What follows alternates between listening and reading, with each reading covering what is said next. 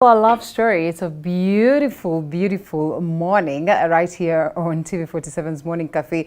From that time of discussing the papers, we now get to talk love because it's that day of love. It's Valentine's Day, and as we celebrate our Valentines, we want to listen to the story of a powerful couple that we have on board.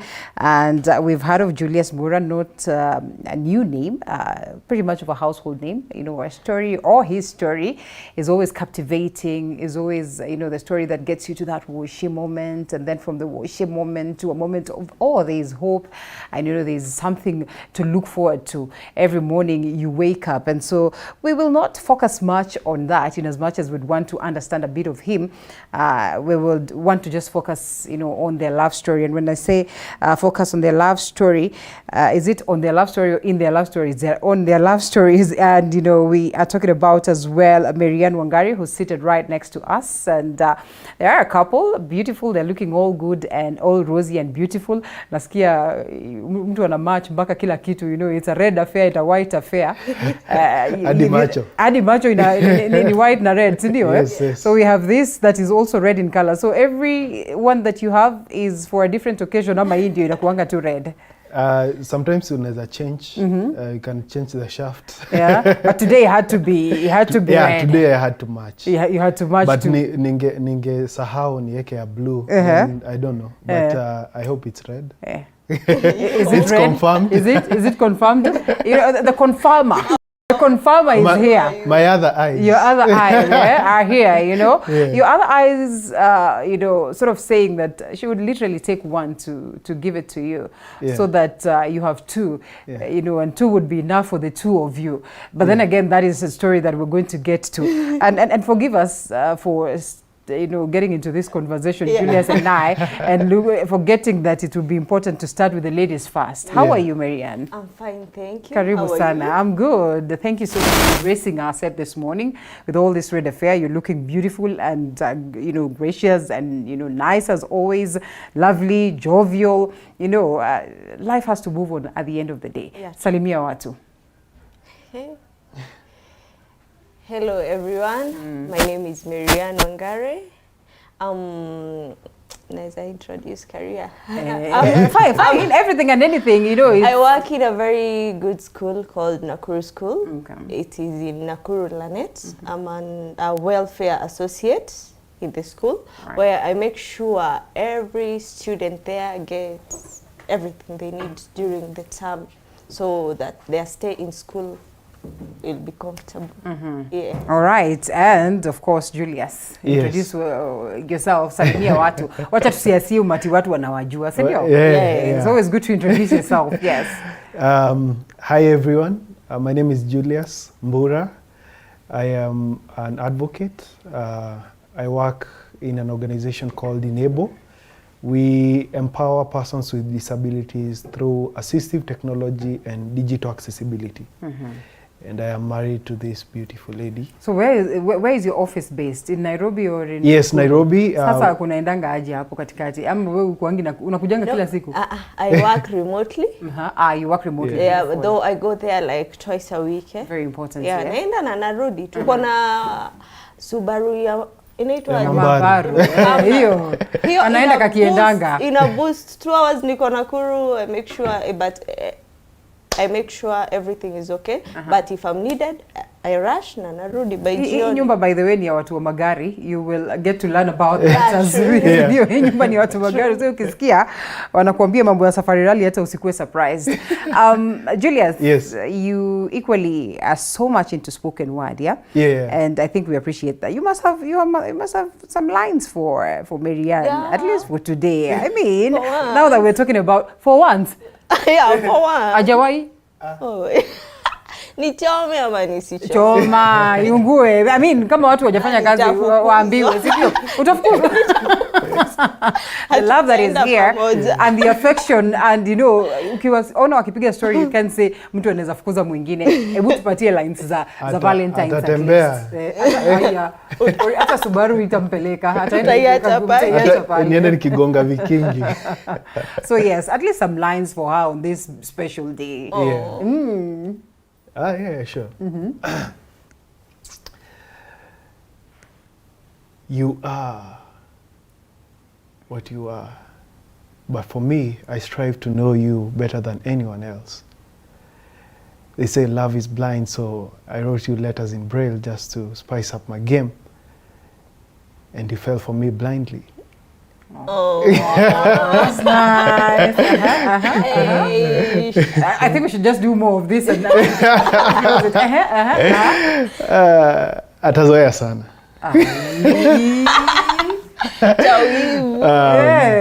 Yeah, so oh, some more. Yeah, some Okay, more. okay, yeah, sure. Okay, lines kama tatu nne tano. Yeah, okay. I want to love deeper. I want to know you deeper. I want to fall in love effortlessly. Every morning I strive to just feel your smile. I can't see it, but I know for sure. You bring it out with style. And you bring it out with the love that I deserve, that you deserve. And together, Valentine's is not a day, it's a lifetime. Wow, that's so Usikiangi pretty. kulia, mbona mimi nasikia kulia? Why you're crying? Aya. You know when he says he strives to see this smile every morning that he cannot see. No, you Mbona make haulii me wewe? cry. Now you make me cry. Because this is I don't know. Yeah. You know, people think love is, okay, attraction is visual, yeah? That is the traditional way you see someone and you get taken away, yeah? But there's more to that. There's more to love. There is a deeper connection that you should have. It's not only, you know, you look beautiful. And I know this goes to many couples. The lady will go to the salon and come back and she'll get offended if the man doesn't compliment. Oh, you look nice. For us, that's not it, because there's more to it. It's not what I see. Just because you have the nice wig, the nice makeup. For me, just think about it. If she got into an accident, would I be attracted to her still? That should be the thing. If we switched chairs, Yeah. and she comes to this side and I go to that side, pole Yeah. pole, Yeah. without you know, triggering any form of movement Yeah. or any feel of, you know, Yeah. adjustment, Yeah. would you Yeah. know? Yeah, sure, for sure. Would you? Yeah. How? Not even switching. If I was standing in town, CBD, Yeah. and she came like creeping up and like tiptoeing, I'd still know. Is it? Has Yeah. it always Yeah. been the case? Has he always spotted I you always from do wherever? that. That's why I'm laughing. So the first time I met her, I spotted her. And I was low vision. I was severely low vision. I would see like half a meter stretching. And she passed me, and my peripheral was better than my central vision. I took notice of her passing. And I was like, wait a minute. That must be the woman. Yeah, she's the one. She is the one. When was this? When was this, MaryAnne? Well, it's long ago. It's like 8-9 years ago. How many years in marriage?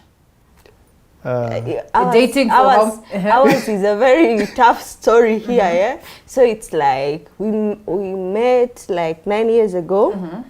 We stayed together like 4 years ago. Then things got tougher. T for tough, eh? What So we do you separated mean when you say? kiasi. Okay. Things got tougher. What are these things that got tough? Ulisikia kama umechoka, umehema?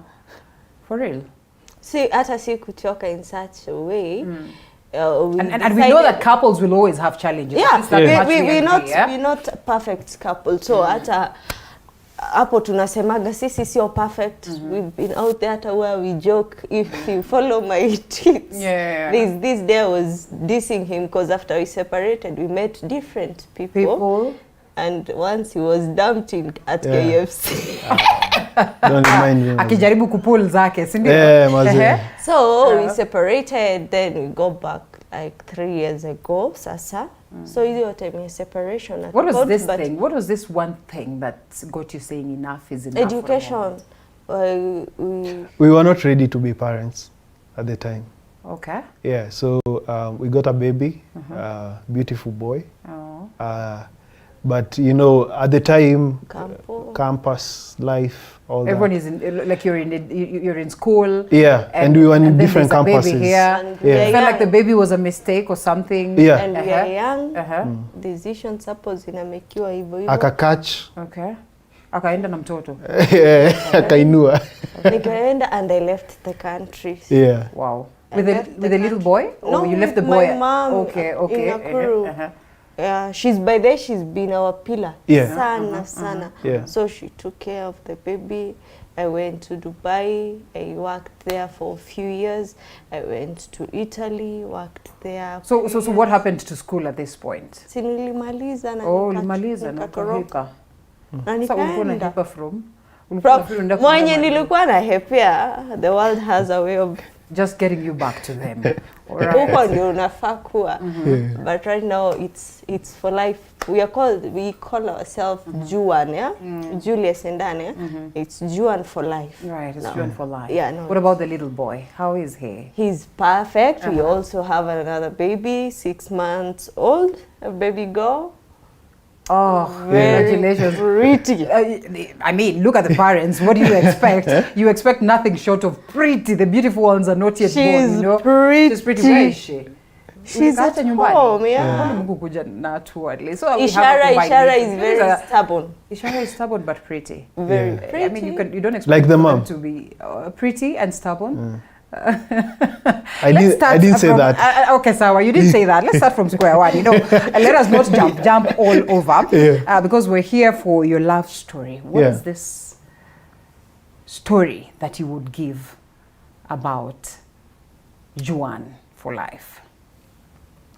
I'd say, like summarizing it, I'd say, you don't know what you have until you lose it. Okay. Because that is period. essentially what happened. And you know, in the heat of love, we got a child. We became parents. Right. But we didn't want to accept the fact that we were parents at the time. But also with other factors involved, we wanted to live our lives, you know, also heatism of campus. But later on, when you go out there and you meet different people, you're in different situations, and you really have a meeting with yourself, me, myself, and I, and you want to know at the core of who you are, what you stand for, and the person who shares your vision. Then you actually reset, you retune how you think, and you go back to the basics. Because life is all about finding your path. And if you don't have the right person to walk with you on that path, you get lost. Because there are so many other things that come as a distraction. But you need to ground yourself. That is what happened, I think. Well, before I ask this question, let's get MaryAnne's perspective and what she would speak to this story of love, you know, in a nutshell. What can I say? You can start from now, after Dubai, then you're back, and then life has done its magic and boom. You know, after Dubai, after Italy, I came back the Corona period, Yeah. I came back and we met. When I left him, he was low vision. When I came back, he was blind. Completely, like Yes. you cannot see a thing. Yes, like. And she the didn't way know. she is. Okay. And I think what also took me back and actually got back to that first day when I say she's the one, is the fact that we met. I actually made an effort to go all the way to Nakuru Okay. to meet her, Okay. and I had not disclosed. And her reaction is to die for, because Okay. I told her, like, you know, so she's in the middle of explaining, blah, blah, blah. Yeah. I was like, you know I'm blind, right? And she's like, yeah, I know, but see, you can see a bit. And I'm like, no, I'm blind now. And she didn't even flinch. She was like, no, it's okay, baby, it's okay. Wow. Yeah. So yes. You know, we have a lot of stuff to talk about, but then we just find ourselves, yes, at that very moment. And so there's a little boy who's at what age at this point? Right now he's 9. 9. Yeah. Then when he 9. was coming back, he was? Around 6. Yeah. Has ever seen the dad? No. At this point, never. Yeah. So how do you get to tell them now that this is daddy and that now You we just have see to... them poorly. You just be courageous. Like we usually say, daddy was at work. Oh. So he knows the dad was working somewhere, just the way I was Working away him. from him, Yeah. yes. So the connection and Yeah. and how do they get to bond and how different if I is it today? show you, they bond more than we. Then the two of you Yeah. would bond. And let me tell you a connecting factor. Yeah. Cars. Cars. Now, I started by saying that this is a family of cars. Can we get to that story of cars? Yeah. Yes. That boy loves cars so much. He will and tell you planes. things Uh-huh. that even the dad will like. Yeah. Alijua aje kwa hii kwa gari, as in gari connect kama hiyo. Hata when I'm driving with him around there, Uh-huh. utasikia Mom, that's Kogen Seki ama Ah. nitaje." Okay. He'll tell me a very, Koenigsegg. yeah, Yeah. very, unashanga hii ni Alijua nini? wapi? Aje. Yeah, At hata 9. even planes. Yeah, now anaweza now kuambia hadi we're model. actually shifting gears now. I think he's more into planes than cars. Yeah. But he's a protege. He knows more about cars.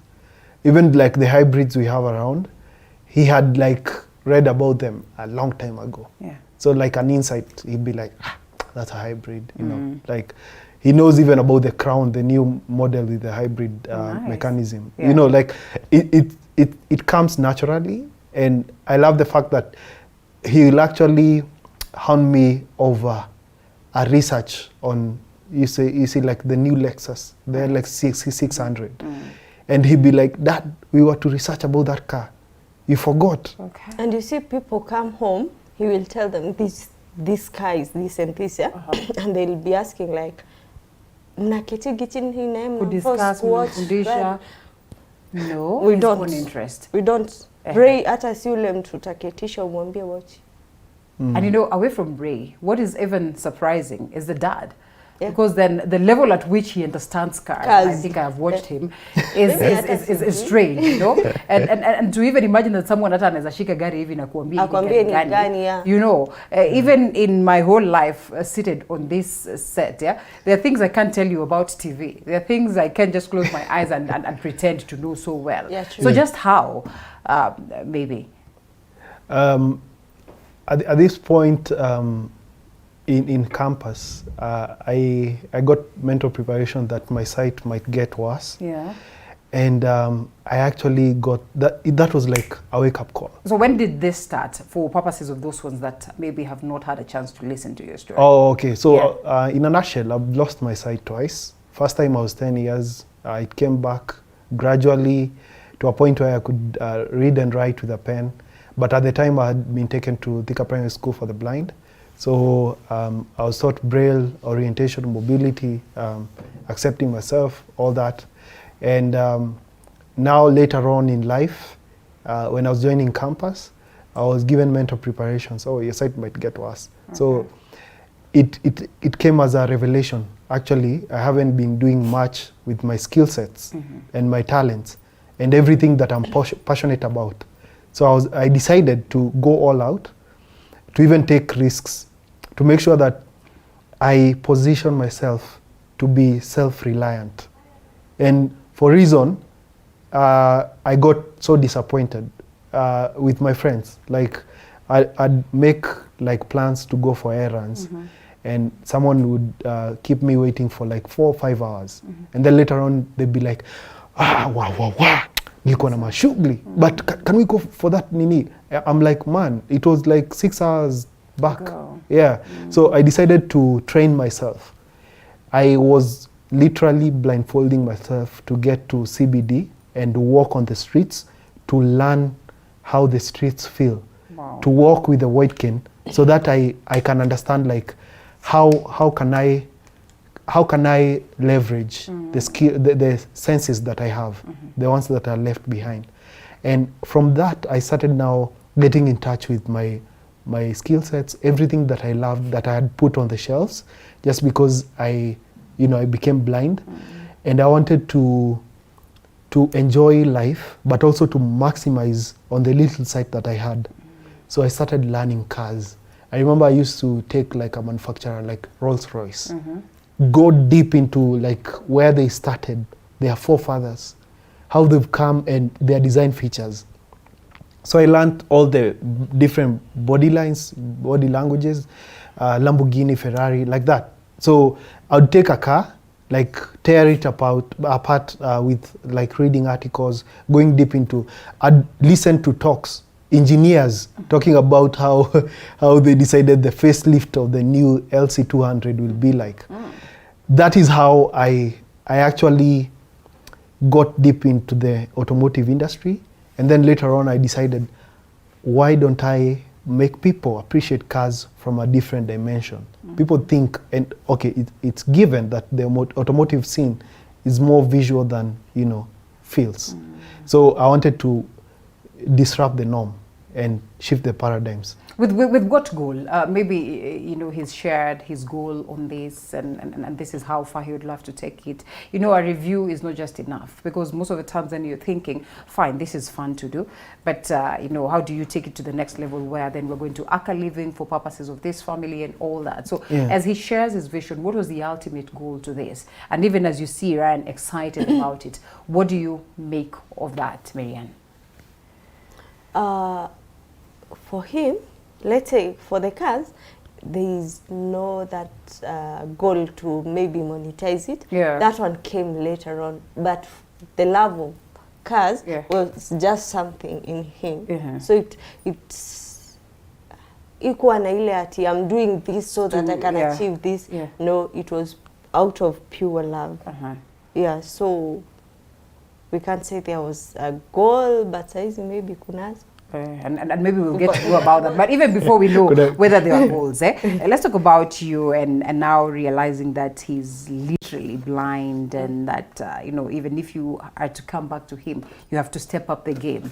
You have to adjust to the fact that there are a couple of things that you'll need to do on his behalf. You have to adjust to the fact that at some point you'll have to deal with stigma, and maybe triple stigma to call it, because it's you and him again, and now the babies, getting them to accept that this is daddy and daddy is at this very state, and as well, just making sure that they're comfortable even in the presence of their friends with daddy and all that. How has it been like? It's been crazy, but what we believe, whatever we share, it's always about us, not like narcissists, but it's about us, not about the outside world.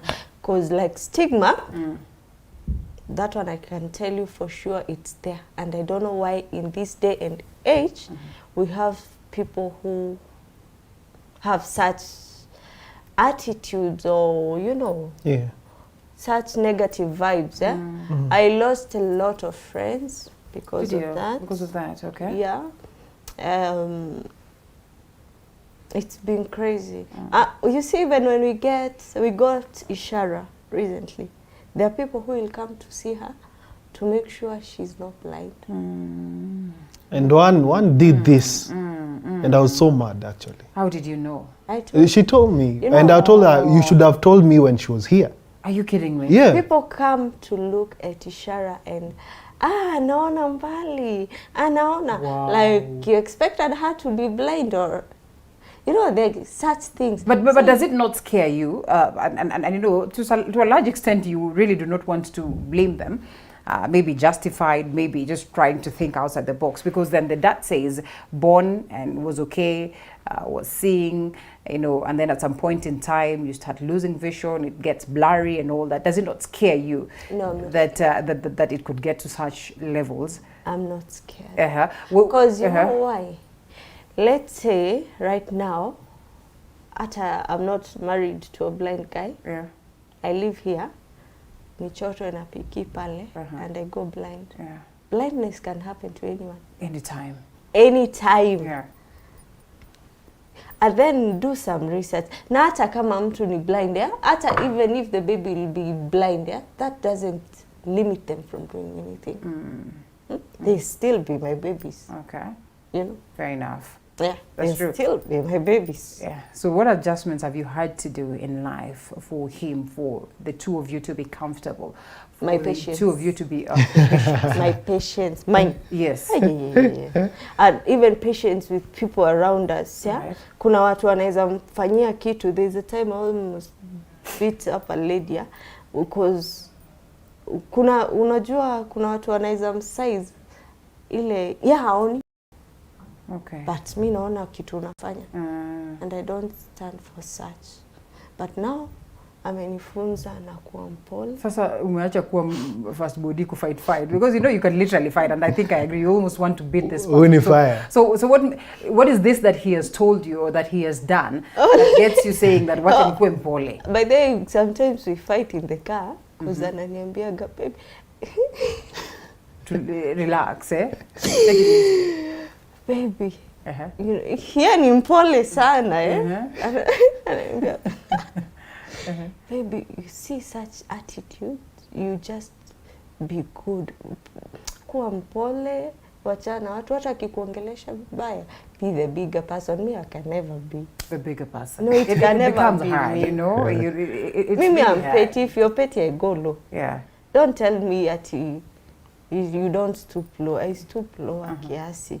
If you are, you know. But yeye anatakaga ile upole, like to sort everything in peace. Yeah. Diplomacy. Unaona, there's a restaurant. Tunasemaga hivi, tulifukuzwa. Yeah. Is it? Yeah. Tokeni. We don't allow people like you here, you know. In town. I guess walidhani tumeenda kuomba.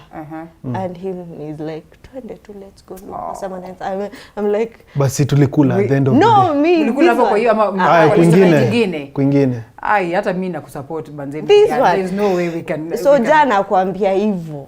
Ai. And you know, the money that you're gonna spend there, ndio itamlipa bado. Let's be real. You know, that is unfortunate. I hope you went back there to put them in the line. Let's take a short break.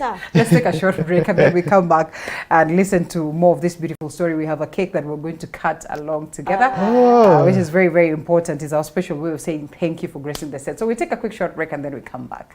Yeah.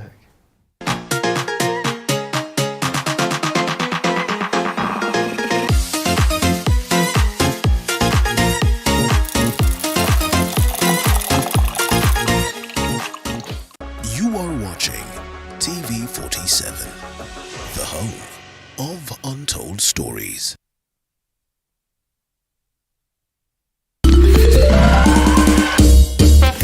Sona moja imetengenezwa kwa njia spesheli ili kupambana na maumivu kwa haraka. Sona moja ina aspirin kama kiungo. Sona moja, kitulizo kamili. Maumivu yakizidi, pata ushauri wa daktari.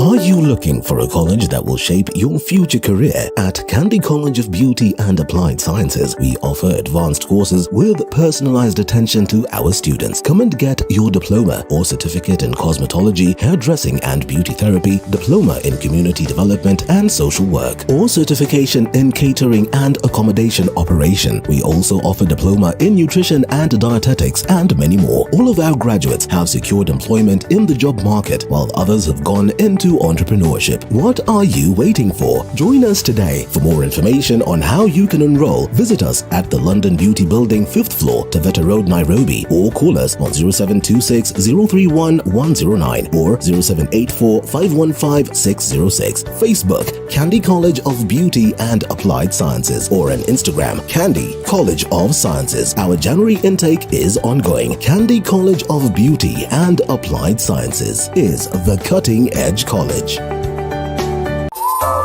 Usiyakubalie maumivu ya misuli kukatiza ratiba yako. Kaluma Pain Balm ni dawa ya kusugua iliyotengenezwa kutoka kwa miche maalum ili kutuliza maumivu ya misuli. Kaluma Pain Balm. Shhh. Maumivu yakizidi, pata ushauri wa daktari. Watching TV47, the home of untold stories.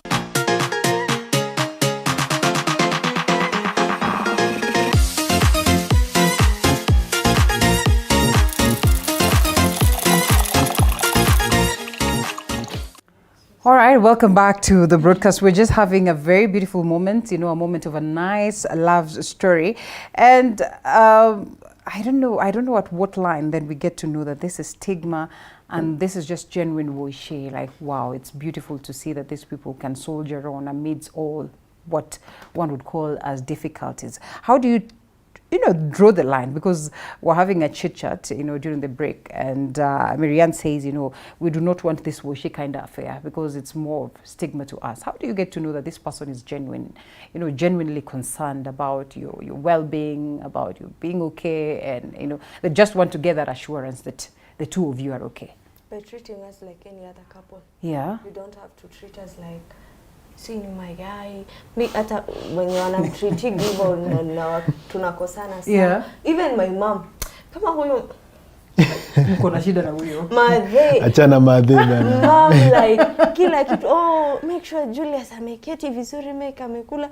Akiamka sasa hiyo mimi niko na ball niko na huku. Julius amekula. Mumempikia akiwa upstairs. Mumempikia chai and I'm like, Mom. Hata mimi by niko hapa. the way we argue, namwambia madhe anampenda kuniliko. Yeah.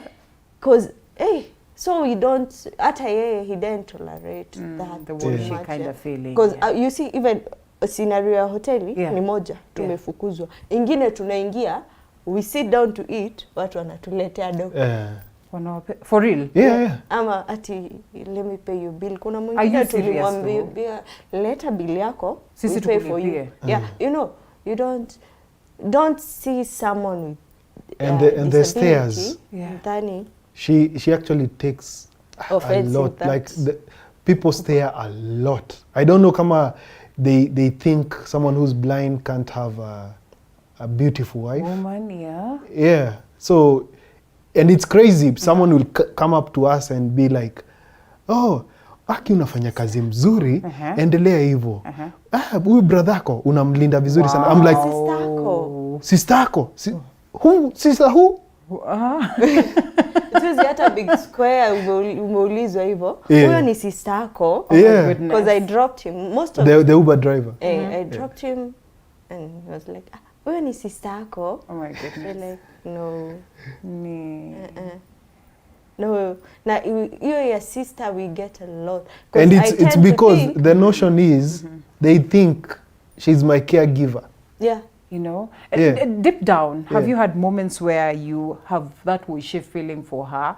Or maybe, and I know, it can sound a little bit sensitive. Have you felt like, she doesn't have to go through all this? Because sometimes, you really are thinking about your partner. Have you gotten to instances where you feel like maybe she would deserve better? And have you given it your shot? Have you gone to extra miles, so that she doesn't feel like, somehow she should change in this case? Yeah. Actually, we've struggled with that. Not now. We've struggled with it before. And we found our way out. And some instances where, sometimes you feel... There's a time we had a breakdown, like the car broke down and we were on the highway. Actually, yo unaniuma hadi wa leo. Because I'm blind. I'm supposed to be the man in the situation. But she has to step up, and actually kusimamisha magari. Because I'll wave, but I won't know when someone stops. And I can't just leave my white cane uvyo kwa barabara. I'll cause more damage. So she has to go out of her way, kwenda kutafuta mech, kukuja na yeye, At some point I told her, by the way, ingia kwa gari, let me deal with them. And it's very bad because these guys take advantage because wanaona nimeachwa na kipofu hapa sasa. And those instances got me thinking like, Mazi, I feel like I got you into this and it's unfair that you get to, but we soldiered on, and it's the connection, the deepest of what we stand for and who we are that actually got us out of that. Because if we didn't have love to fall back on and our friendship, because that's the most important. You have love, yes, but if you really don't value the person you're with as the person they are, you don't see them, okay, in this situation, it's ironic to say that, you don't value them for who they are, then at the end of the day, if you have, these stumbling blocks, you'll actually lose the touch you have, because love can fade away. Yeah. Yeah. Okay. But if you have more than that, you actually have a stronger foundation.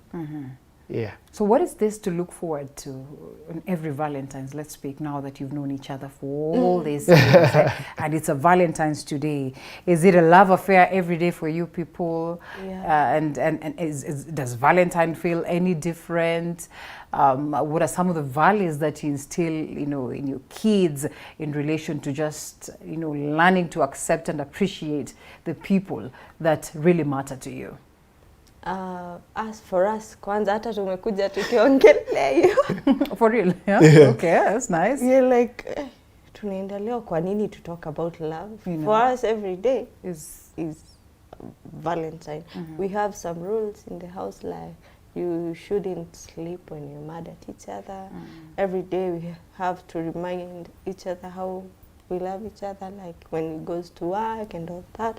So today it's not like a very special day for us, as people are portraying out there. He buys flowers a lot of time. Oh yeah. Anakuja na flowers from job. So I Kuna don't. time nilileta za yellow nikifikiria za red. For real? Lakini wewe unadanganya, kwani hata mwenye alikuwa na kwani yellow zina iko na maana ba na ni kweli? No, niliambia ziko na different languages.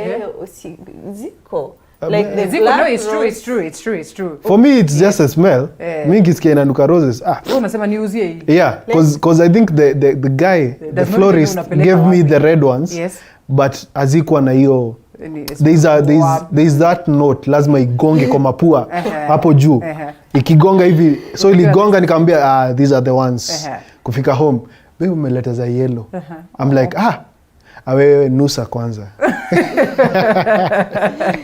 And you love them and you vet them and they look beautiful. So the kids. The kids actually, I was telling him, Josie, my son come from school, and akaniambia aje, Mom, I made a new friend, you know, kwa swimming pool. There was this girl who had, I don't know, the legs imefanya nini. So he was trying to walk like her. And I understood from that, she has a disability, fulani, yeah? And he goes like, people don't want to be her friend. And I'm like, I was trying to be her friend, but she's scared. And continue, Daddy. Because amekuja ku understand about disability. Sometimes he's crazy, and he says, I wish I was blind. Wow. He actually, there's a time he cried. He wanted a white cane. Yeah. So okay, there's one I we left. have this charity drive that we're doing on Saturday. Okay. 18th. Yes. Please say something 18th about or next It's Saturday. Saturday. Yeah. Yes, it's on so Saturday. we are buying white canes for blind babies. Okay. Because we have blind babies as young as 3 years at or below. Yeah. And they're in Thika School for the blind. Yeah. So we're buying white canes, we'll take them there. So we had these white canes at home. Zenye tumenunua. And Ray sees them and he really cried because he wants one to walk around like Dad. So anataka white cane yake, and we try to make him understand, no, Raylan, you can't have. And he's very smart because for this one I told him it's very long. Okay. It's for an adult. So he's looking for something that is his size. So aliona size yake. Okay. Akajua bas. Hapa nimeletewa. Yeah. Kwanza he asked, Dad, what have you brought me? You know, kids can be silly at some point, eh? Yeah. Yes. You don't get scared that he would even do something to harm himself. Just No, ule naye anajipenda. Anajipenda zaidi kujiumiza. Akiumia kidogo. Yesterday we had, jana tumeshinda mahali. We were at Radio Maisha, and we get back home and he tells me my eye is aching. So ukiangalia whatever, he starts reminding me of some time back. Alianguka kwa bafu, kaambia mama, I had a nyama here. So he was so lame. Yeah. Ile time. I had a nyama here. So I was very scared of He my feels eyes. such, eh? I was very scared of my eyes. Tuko kitchen tu tunaongea, and I'm telling him, that's normal. Anajipenda, haezi jihata hata kidogo. Okay, so that's good. So we will get to the kids away from that, kidogo. Coming to a point of acceptance that here you are, and Love the fact that you said, you know, you have to soldier on in all this. It could be easy for someone who's been born blind. You anajua tu hivi ndio kuliendanga na hivyo ndio kulienda. But you have seen life, you have seen the other side of beauty, you have seen her beauty to a large extent. And here you are. Like you say, you wake up in the morning, you can feel the smile, you can see it. And there's more to life than that. The fears, and she's such a beautiful woman, and you know that. You know, you are nimrembo tu ile serious kabisa. And he equally is quite good looking, and with great personality. You have suffered. Now tell me about this suffering. Don't you get scared, you know? Mtu tena na unaendelea kumuongeza urembo, unatengeneza nywele hivi hata na wewe si mjanja. Mimi inampararisha. Nimeunda. Oh, ni wewe. Huyu ataharibu.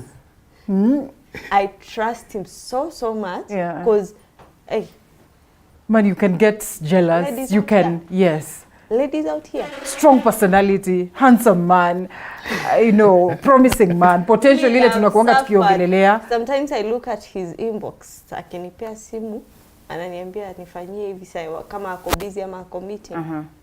Ukiangalia inbox yake Facebook, Twitter, wanamwandikia tu vitu hapo. Mimi I've suffered the things I've seen. And it can be painful. Real pain. Nowadays, you know, Bora, he didn't tolerate that. You can continue, even right now, continue inboxing him. He will come back home to you. That are not even coming back home. Akieza lala upo alale, but I know, I trust him ile 100%. We had issues before. Ile unashangaa, will he be able to vuka this one? Will he be able to go beyond? But he's proved over and over. He's capable. Has she done that? Has she done that? Ni mrembo nakwambia hapa nje. Hata yeye ana na kati yangu tukiwa na yeye. Nikiitwa brother yake. It's because kuna mtu ako na interest. And equally same challenge. How does it feel? Do you get scared? You know, can we be serious, you know? And you know, a friend of mine told me a while back. Sasa if you're with your wife, utajuaje hata wanaongea na macho? You know, people communicate with eyes. And I'm like, why should I put my energy into that? Because if I do that, then I don't trust her. That is the beginning of insecurities. The first thing, if I'm sitting here thinking, oh, nimeacha MaryAnne home. Si anaweza kuwa amechomoka. Ameenda kuona sijui nani. Then I'm actually even not being productive at work. That's one. I'm also increasing my stress levels. Why should I? If you really don't trust anyone to begin with, if you're starting a new relationship, if you have that instinct ya kusema, I actually feel there's something off, just cut it off. Wow. Don't go ahead because you'll continue fighting with your consciousness and you'll continue making it hard for yourself, not even for the other person. Because unaweza fikiria unasumbua huyo msee ndio asikuwe na a good time, kumpigia masimu, kufanya nini, maybe he's out. You think that you're actually making it hard for them. You're actually making it worse for yourself. All right. Well, you know, we can talk about this family for the longest time, I know. But now, let's close it before we cut that cake by let's getting to know now Juan, you know, as the family people now. Sasa sisi ni baba na mama tuko kwa nyumba. You know, we have to make tough decisions. You know, because wamekuja hapa wakicheka, wakicheza, so you can't even know whether they get serious at any point, you know. And I understand family matters can be quite something. Now their kids, their deadlines, you know, there's family that needs to be put in check and in order. There's school, and I mean, there's that moment where you just have to be now mom and dad. How is it like, MaryAnne? So we talk a lot. We said we are friends. Sometimes we put love aside, we talk as friends. So if there's any decision in the house or there's anything that needs to be done on a serious note, sijajiona tukiwa serious. Na kweli mnakuwa serious. Very serious. We sit and talk, but yeye ndio anakuwa serious. Anambia, babe, we need to talk. Babe, we need to talk. Right? And then you sit down, unasikiza hapo, unaona huyu anajua. Maybe kama mtoia melala, atanitoa bedroom, ama tuende mahali where there's no one. tunaketi, we talk about the issue, make decision. We don't make individual decision in this relationship, in this marriage. It's us two. Tunaketi, tunasema, what do you think of this? Baby, hata akiwa job apate kitu atanipigia kwanza before aseme yes. Kama jana alinipigia TV47 wamenipigia, and what do you think about it? Unajua, we have to say aya sawa, I'll be free nini and such. It's not about individual decisions. Alright. Kuna mtu anauliza ati kama Julius alisema yeye ni advocate wakili, as in wakili. Yeah, wakili. Hebu ambie hiyo story kidogo. Yeah, I'm a lawyer by profession. And actually I said I become blind twice. The second wave of blindness, normally nasemanga wave what nafikiria ni corona, came in when I was in Kenya School of Law. Yeah. 3 weeks to the bar exams. Whoa. Yeah. Whoa. But it's life. It's life. It's life. So I actually didn't what even tell my out? family. Yeah. Yeah. I just pushed on. My friends told me, hey, you can defer. Then law school will still be here, like KSL. And I was like, I've sacrificed so much to be here. I must finish.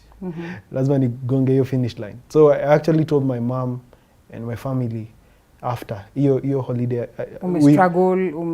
Yeah, nimemaliza the bar exams. And I went home with a white cane. I used to have one, but not actively using it. It was for visibility, motorists, all that. But now my family noticed that I'm actually heavily using it. Like kwa ground, nikitembea. And I told mom, it may happen. She knew what I meant by that. And before she got back into the rabbit hole, I told her, I'm okay. Niko sawa. Because the first time it was very dark for us. My family and I. Very dark. And I've been raised by a single mom, so you can imagine. Yeah. Okay, so you specialized on? Are you practicing? So I've practiced. I was at Letangulen Company Advocates, but my satisfaction wasn't there. Because even when I was getting into law school, I wanted to do advocacy for disability rights. So I found my way to Inebo. And it's like a full circle, because Inebo came to school when I was in Form 3, the Thika High School for the Blind. And they introduced me to computer skills. And it was like an eye-opener. Oh, a blind person can use a computer. Then the transition from high school to university, I was using a laptop with a screen reader, assistive technology. And that's how I prevailed, like university, Kenya School of Law, and even the practice segment where I was even going to courts. But I wanted to do advocacy. That was the innate thing for me. And I can say my specialty now is advocacy for disability rights, human rights.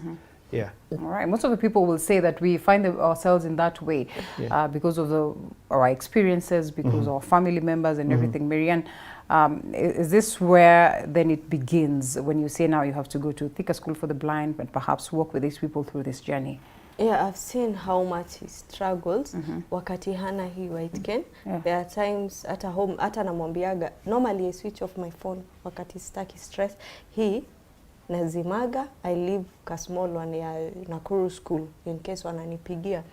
So I make sure amefika job ndio nizime. Many of times nimepigiwa amegongwa na gari town, amegongwa na piki. It's hard. Unatuona tunacheka, but it's hard being in this situation, in this relationship, So wakati kuna time, you see, this white cane has this elastic, Kuna time inakatika kama it's not quality, inakatika, anaenda job bila.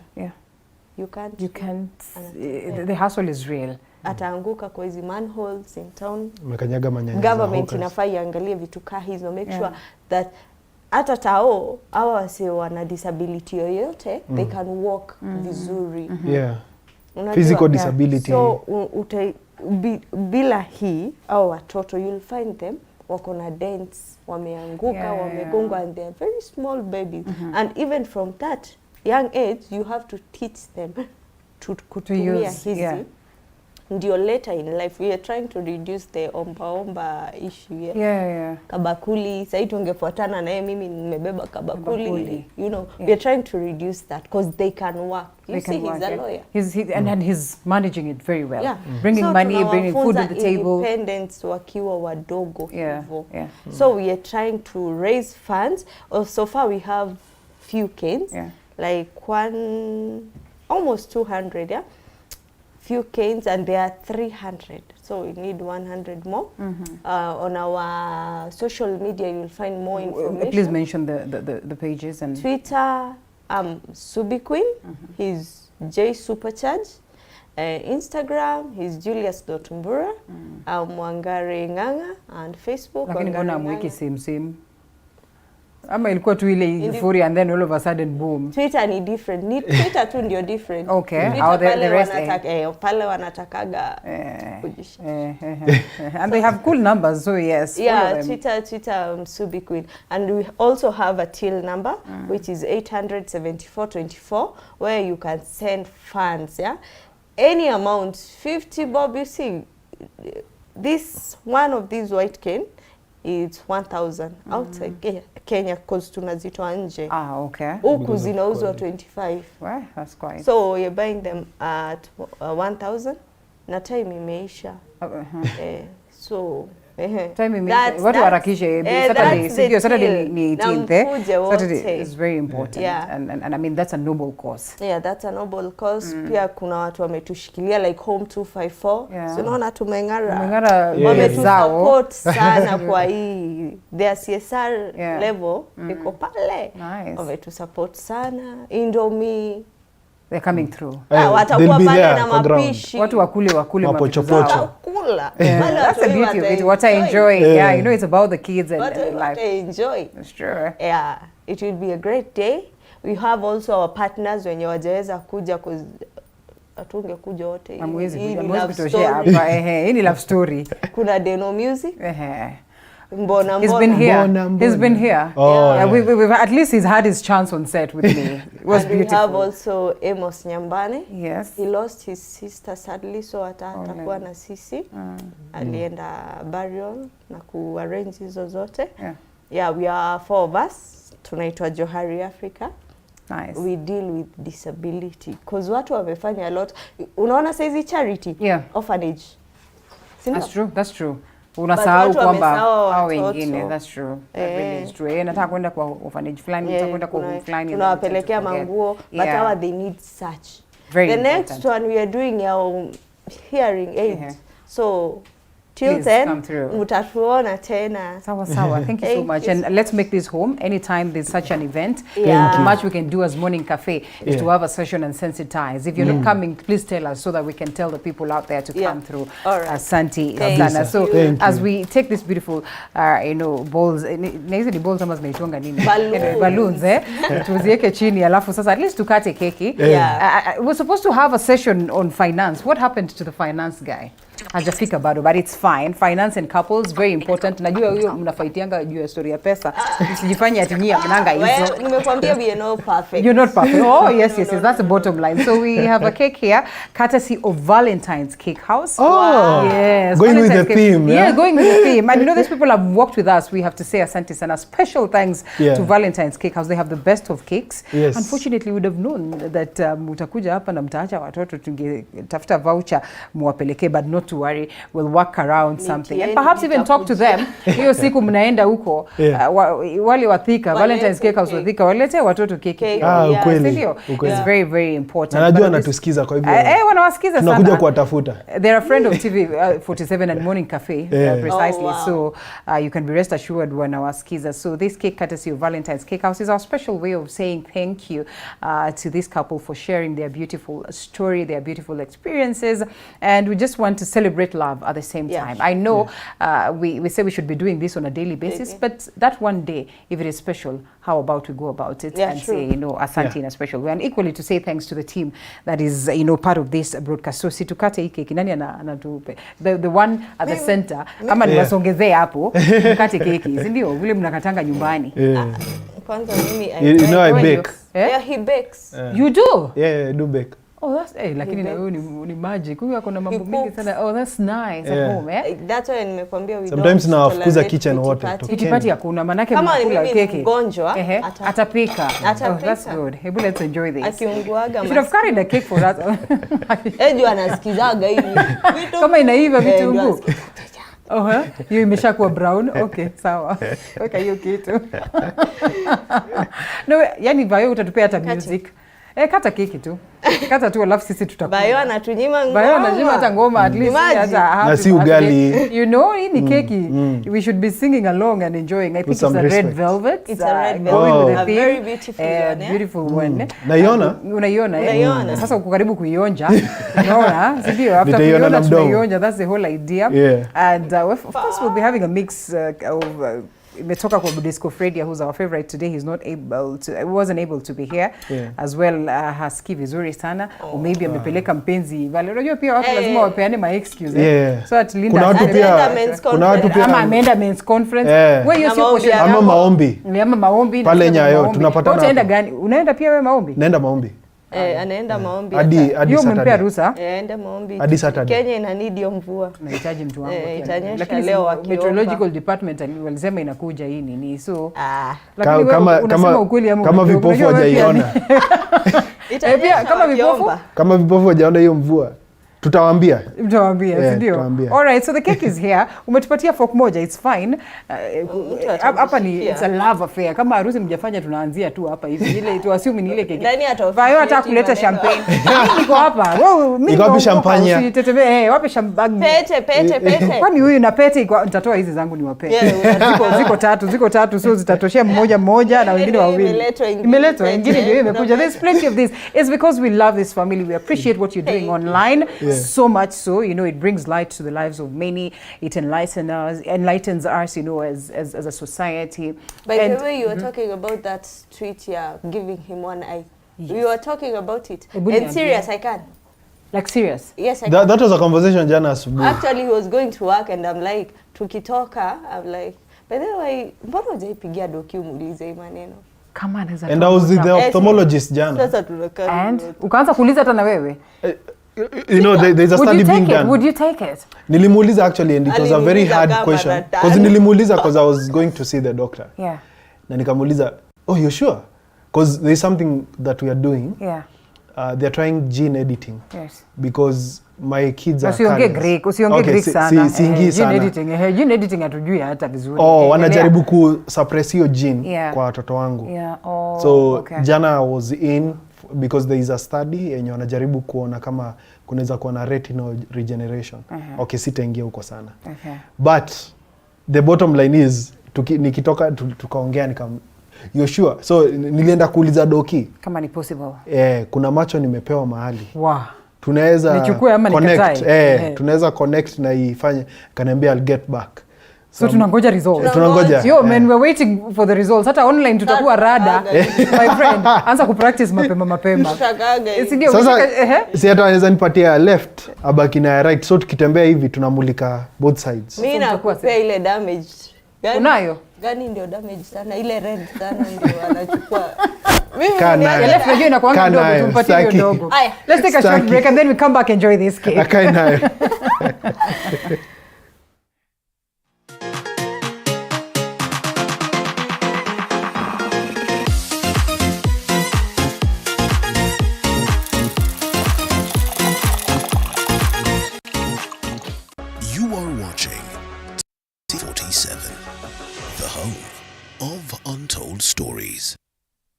Mount Kenya University takes pride in being an academic giant with some of the best infrastructure, imparting knowledge to the best brains in the country and the region. Our members of faculty are keen to deliver market-driven programs in science and humanities with a keen focus on linkages with relevant organizations. Join us today and train with the best to become the best. Mount Kenya University. Unlocking infinite possibilities.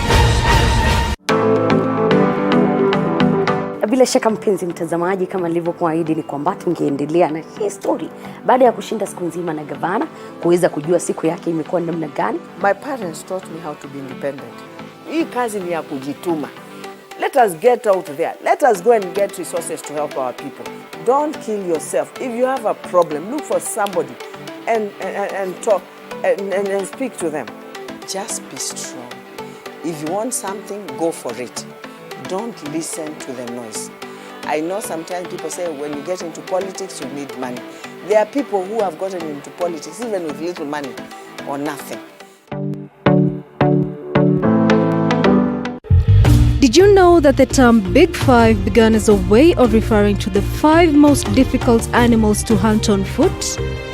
The lion, leopard, rhino, elephant and buffalo were the 5 large African mammal species that were known to hunters as dangerous, and successfully hunting them was considered an accomplishment.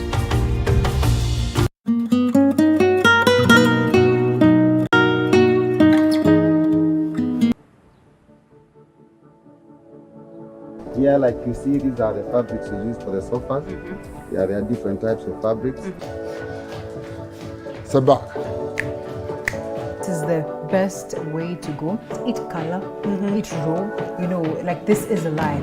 Well, 2022 is behind us. 2023 is here with us. What are your plans? We here at TV47's Morning Cafe have great plans for you. We're talking about information, we're talking about entertainment, we're talking about the greatness for the year. So make sure that you're always with us every morning.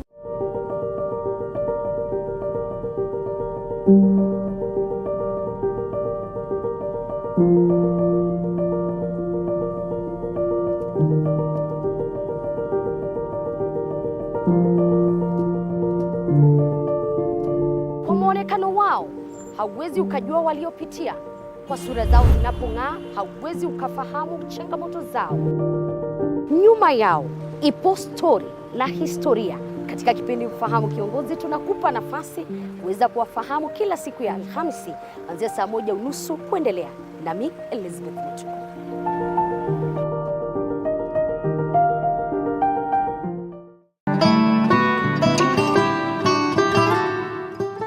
Your health matters, and Body Garage is here to guide you on it. Someone's, after using the medication, the virus number of the HIV in someone's body will start to go. My medication, wherever I go, I must make sure I'm committed. Ishara is a beautiful name. And Raylan. Yeah. Beautiful names there, yeah? Wako za Kikuyu ama za Kiluya ama za hizo zingine? Wako nazo. Wako nazo? Yeah. All right, fair enough. Si sasa sijui tunakula keki aje. Watu tulisema ni couples affair, and because mimi sina mtu hapa, nitakula tu kisoja. Mwanzishe na mimi tufanyeni huruma, si ndio? Hapana, wacha tusi break rules ya love. It goes to the man first. Let's Ladies first. Oh, ladies first. But mpatie keki ya kukulisha. What else is there to say? Nipeleke kama helicopter. You just get ladies first and then men before. Hiyo men before ende kwa conference ya huko. Huko mahali wanaenda ku conference prayer. yao. Okay, fine. Niko huko leo, niko kama panelist. Kwa men's conference. Unaenda nini huko? Kuwafundisha? Kuwafundisha, kuonyesha life is a beautiful thing. Yes. Okay. Na kuambia venye character development itakuhumble. Na hiyo kitu ni kali manze. Tulikuwa huko hivi. Ili mgonga character. Kulia. Ameteswa. Alright. Warumi kipofu. Happy when somebody else is crying. Come on. It's karma. Alright, there you go. Ebu ongea nisikie penye huko. Pala by the way. Na unajua kushuku wacha ni hata anaweza kupaka kwa uso hata.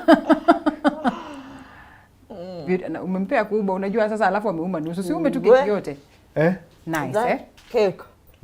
This is Valentine's Cake House, for crying out loud. This is our mini way of celebrating love. This is also our simple way of telling you tunawapenda sana for watching us, and also we appreciate what other people are doing out there. That love is a beautiful thing. Everything is possible. One can keep love, blooming and blossoming, and for that very reason we appreciate this. Sasa nimeiona. Umeiona sasa. Oh, ilisha na mimi unipei kwani? Ndio natafuta hapo na uoni ile kubwa yenye sitaweza kuupa. Yenye itakuwa Itakuangusha. Itaniaibisha hapa. The consistency. And by the way, msikule sana, because there's food that we're preparing on the other side, yeah? We have a chef on standby. You know, mshasikia wanajitanga kijiji cuisine. Wale wazito wa industry. After a short, you know, like a simple break from this point to transition to the other side. Tuone wamepika nini. Alafu to enjoy. Two sides. Aya, there you go. Hata wewe sikuamini, so wacha nishikilie mkono. Hata wanaona. Oh, she's. Unawaambianga? Mimi naweza mwambia kila mtu ni mwagi. Jana hata nilimwambia that one has an ass. My goodness. Sorry. I hope. No, it's okay. You know, watoto wamelala. I tell him. Mimi siwezi mwambia. Mimi. This lady has an ass. Na nikamwambia sasa mimi I only see by touch and but at least you're lucky, you don't have to worry about those things. You know the way mtu anaangalianga mtu mpaka unasikia manzi, kwani haunioni niko hapo? Man, you are lucky. Wacha tu nikwambie kusema ukweli, hebu enjoy your handsome man. Nashukuru wewe ni kipofu. Hata kusema tu ukweli to a large extent, hata si vitu zingine yani is the reality of life. Una enjoy tu handsome. A lot of people fight with the fact that I call him my kipofu. But unakasirikanga? Mimi ni kipofu. No, sikasiriki. You know, the language of the Kiswahili language, kipofu was associated by high ranks. Oh yeah. The same way na kiranja, kiongozi. Umeona vile amejua kutwist hiyo kitu kinara. Kinara wa mambo. Kwa hivyo si ngeli ya kivi venye watu fikiria. Juwezi sema kipofu hiki. Utasema kipofu huyu. Huyu, yes. So it's a rank over time. It got diluted na watu wakaanza kuya associate na negativity. But I take it. Unajua, being kipofu, you call me a blind man, people will take offense. They want to be called visually impaired. And I teach people disability etiquette because there is a certain way you're supposed to talk to persons with disabilities. Because of even there are different levels of trauma. Haujui mtu, there is a way we handle trauma. Hata ukiweza potea macho sahi, kuna vitu mingi sana nitahave ku handle na care. Because bado huja accept, haujapitia hiyo through the orientation. But over time, you accept and you embrace the